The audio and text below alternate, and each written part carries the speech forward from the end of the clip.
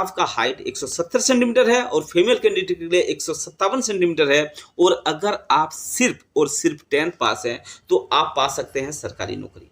ठीक है ना। तो सबसे पहले क्या करेंगे, पूरा का पूरा डिटेल देखेंगे, सरकारी नौकरी पाने का जो आसान तरीका है ये भी देखेंगे, क्योंकि पोजीशन है उसके बारे में सही ढंग से हम लोग क्या करेंगे, आज हम लोग डिस्कस करेंगे। ठीक है ना। और डिस्कस करते करते ये भी हम लोग देखेंगे कि ये जो वैकेंसीज है क्या ये आपके लिए सूटेबल है या नहीं है, क्या है ये वैकेंसीज, क्या आप भर सकते हैं या नहीं भर सकते हैं, आप भरने का जो तरीका है वो भी मैं आज बताऊंगा।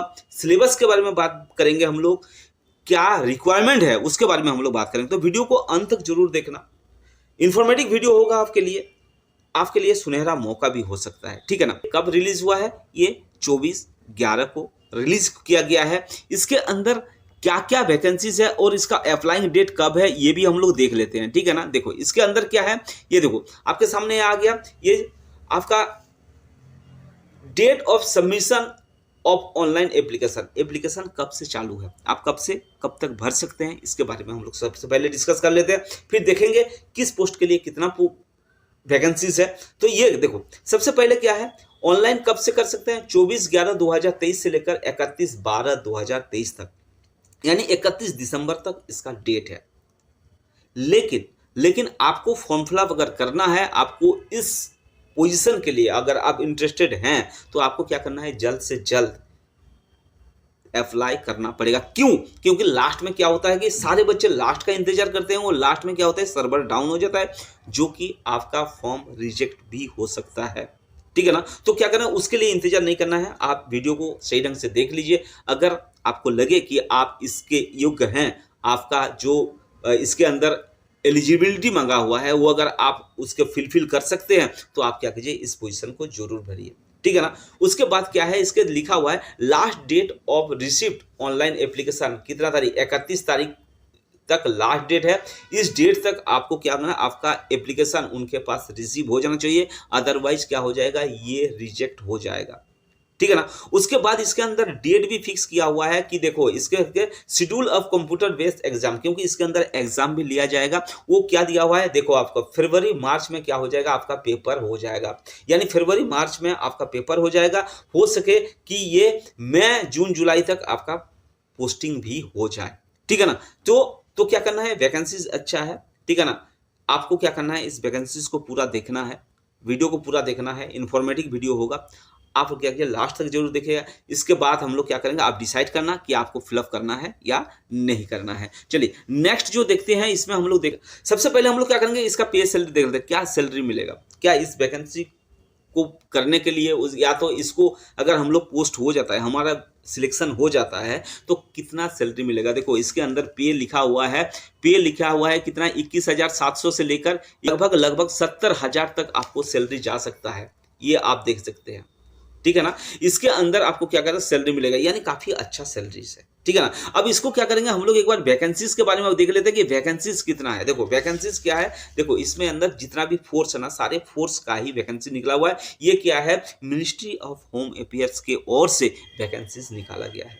ये जितना भी वैकेंसीज है मिनिस्ट्री और अफेयर्स से, मिनिस्ट्री ऑफ होम अफेयर्स से ये क्या है, सारे के सारे पोस्ट निकाला गया है। काफी अच्छा पोस्ट है, 26,100 पोस्ट है इसके अंदर, 26,000 यानी 27,000 के लगभग, अभी डिक्लेयर नहीं है। देखो 26,100 कितना है, 46 पोस्ट अभी तक है।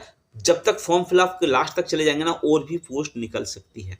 ठीक है ना, बढ़ सकती है। तो इसलिए मोटा मोटी आपको 27,000 लेकर चलना पड़ेगा कि 27,000 इसके अंदर पोस्ट है। इनमें से किस किस विभाग में कितना कितना पोस्ट है ये भी हम लोग देख लेते हैं। देखो सबसे पहले क्या है, BSF border security force. Border security force में कितना आपका दिया हुआ है, देखो ये क्या है, मेल कैंडिडेट के लिए ये दिया हुआ है, और ये क्या दिया हुआ है, ये फीमेल कैंडिडेट के लिए दिया हुआ है। ठीक है ना। टोटल कितना हो गया, 6,174 पोस्ट है, 6,174। उसके बाद क्या है, CISF,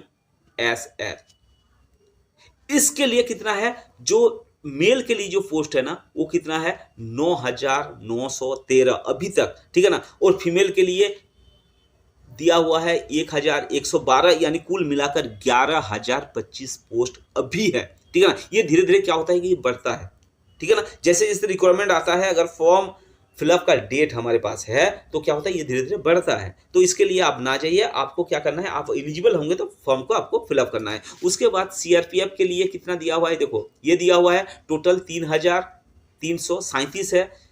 एसएसबी के लिए कितना है, एसएसबी के लिए थोड़ा सा कम है, 635 टोटल पोस्ट है। उसके बाद आईटीबीपी के लिए कितना पोस्ट है, 3,189, ठीक है ना, काफ़ी अच्छा पोस्ट है। उसके बाद ईयर का, ठीक है ना, असम राइफल्स के लिए कितना है आपका, टोटल है 1,490 पोस्ट। उसके बाद आपका एसएसएफ के लिए कितना है, 2,296। तो कुल मिलाकर कितना हो गया आपके पास, कुल मिलाकर अभी तक का जो पोस्ट है वो कितना है, 26,146 पोस्ट अभी तक दिखा रहा है, ठीक है ना, काफ़ी अच्छा पोस्ट है। उसके बाद बात करेंगे हम लोग कि इसमें रिक्वायरमेंट क्या है। देखो ये 10th पास है, एजुकेशन जो क्वालिफिकेशन मांगा गया है ये सिर्फ और सिर्फ कितना मांगा गया है, 10th पास मांगा गया है। अब क्या होना चाहिए इसके अंदर, एलिजिबिलिटी क्या है इसके अंदर, देखो सबसे अच्छा ये है कि इसके अंदर नेशनलिटी क्या होना चाहिए, इंडियन होना चाहिए।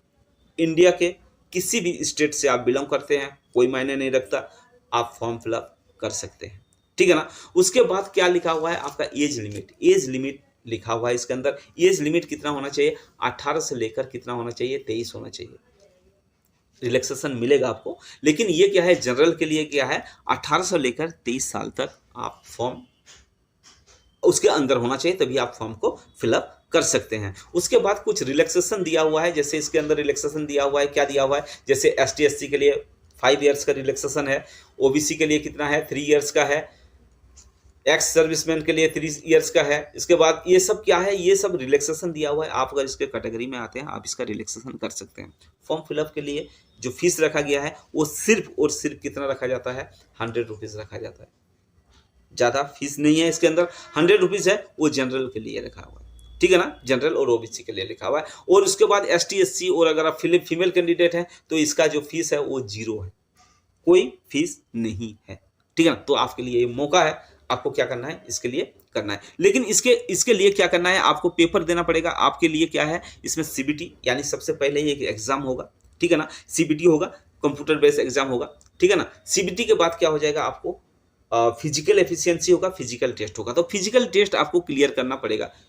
पेपर ज़्यादा हार्ड नहीं आते हैं इसका, लेकिन फिजिकल जो है वो आपको क्या करना पड़ेगा, आपको क्लियर करना पड़ेगा। तो इसके अंदर फिजिकल जो स्टैंडर्ड टेस्ट मांगा गया है, यानी जो मापदंड मांगा गया है वो क्या होना चाहिए, देखो जनरल के लिए, देखो इसके अंदर जनरल के लिए कितना है, 170 सेंटीमीटर है, और फीमेल कैंडिडेट के लिए कितना है, 157 सेंटीमीटर है। अगर आप हैं, सबसे पहले बता दिया कि अगर आप इस कैटेगरी में आते हैं तो आप इसको फॉर्म फिलअप कर सकते हैं।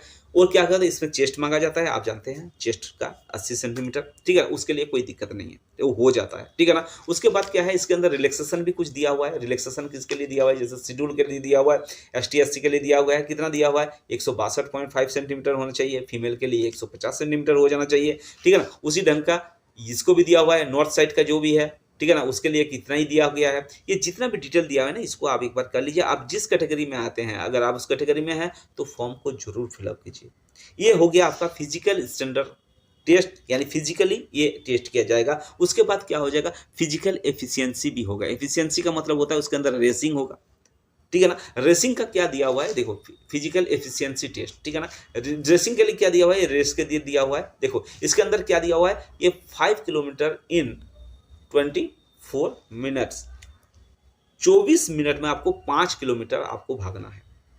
और फीमेल के लिए क्या दिया हुआ है, फीमेल के लिए दिया हुआ है 1.6 किलोमीटर इन 8.5 मतलब 8.5 मिनट, 8 मिनट 30 सेकंड में आपको क्या है, 1 किलोमीटर मतलब 1.6 किलोमीटर आपको क्या करना पड़ेगा, भागना पड़ेगा। ये किसके लिए दिया हुआ है, ये सिर्फ लद्दाख को छोड़कर बाकी जितना भी रीजन है, लद्दाख को छोड़कर बाकी हर जगह का जो कैंडिडेट है, यानी हर स्टेट जगह का जो कैंडिडेट है उसको आपको ये वाला करना पड़ेगा क्लियर, तभी जाकर आप क्या होगा, आपका सिलेक्शन होगा, ठीक है ना। और जो लद्दाख रीजन से हैं उनका क्या है, 1.6 किलोमीटर मेल के लिए रखा गया है, 7 मिनट में उसको क्लियर करना है। और 800 मीटर जो रखा गया है वो 5 मिनट में रखा गया है फीमेल के लिए। तो ये है, ठीक है ना, ये मोटा मोटी क्या है, इसका जो फिजिकल एफिशिएंसी था ये है, ठीक है ना। तो इसके अंदर क्या करना है, आप आगे आपको डिसाइड करना है क्या इसके अंदर आप एलिजिबल हैं या नहीं है। यानी सबसे पहले जो अगर देखा जाए तो सबसे पहले हमारा क्या हो गया, हमारा मापदंड होना चाहिए, ठीक है ना। यानी फिजिकल टेस्ट सबसे पहले होना चाहिए, ठीक है ना, फिजिकल स्टैंडर्ड टेस्ट है ना, फिजिकल स्टैंडर्ड टेस्ट सबसे पहले होना चाहिए, यानी आपका मापदंड सही होना चाहिए। उसके बाद क्या मांगा हुआ है, 10th पास होना चाहिए, 10th पास, इसमें डिवीजन उविजन कुछ नहीं मांगा गया है, 10th पास होना चाहिए। उसके बाद आपका क्या है, ये दोनों होने के बाद आप क्या करते हैं, फॉर्म को अप्लाई कर सकते हैं। अप्लाई होने के बाद आपको क्या करना है, आपको एक टेस्ट लिया जाएगा जो कि सीबीटी बेस्ड होगा, है ना, कंप्यूटर बेस्ड टेस्ट होगा, ठीक है ना। उसमें क्या हो जाएगा, नंबर जो दिया जाएगा वो नेक्स्ट वीडियो में हम लोग इसके बारे में डिस्कस करेंगे। 80 मार्क्स का क्या हो जाएगा, इसमें पेपर हो जाएगा। तो सीबीटी होगा, सीबीटी के बाद अगर आप सीबीटी में पास करेंगे तो आपके पास क्या हो जाएगा, आपका क्या हो जाएगा, फिजिकल स्टैंडर्ड टेस्ट होगा, आप लंबाई चौड़ाई मापा जाएगा, मापने के बाद क्या हो जाएगा, उसमें अगर पास हो जाते हैं तो फिर आपका क्या हो जाएगा, आपका फिजिकल एफिशिएंसी टेस्ट होगा, आपको रेस के लिए दौड़ाया जाएगा। दौड़ने के बाद अगर इसमें पास हो जाते हैं तो आपका क्या हो जाएगा, फिर मेडिकल होगा, और मेडिकल के बाद अगर मेडिकल भी पास होते हैं डॉक्यूमेंट वेरिफिकेशन होगा, डॉक्यूमेंट वेरिफिकेशन के बाद आपका क्या हो जाएगा, डायरेक्ट पोस्टिंग हो जाएगा। आशा करता हूँ जितना भी मैं बताया आपको काफ़ी इन्फॉर्मेटिव है, आपको अच्छा लगा होगा, आपको इन्फॉर्मेशन मिला होगा। आप इस कैटेगरी में आते हैं तो वीडियो को देखकर आप क्या कीजिए, फॉर्म फिलअप कीजिए। फॉर्म फिलअप कैसे करेंगे इसका भी हम लोग एक वीडियो बनाएंगे। अगर आपको इसके अलावा और भी कुछ चाहिए, जैसे सिलेबस के बारे में चाहिए आपको, आप सिलेबस के बारे में आप जानना चाहते हैं, आप क्या कीजिए, सिलेबस के बारे में आप बताइए, मैं आपको वीडियो बनाकर उसका दूंगा। वीडियो कैसा लगा ये कमेंट बॉक्स में आप जाकर जरूर कमेंट कीजिएगा। धन्यवाद।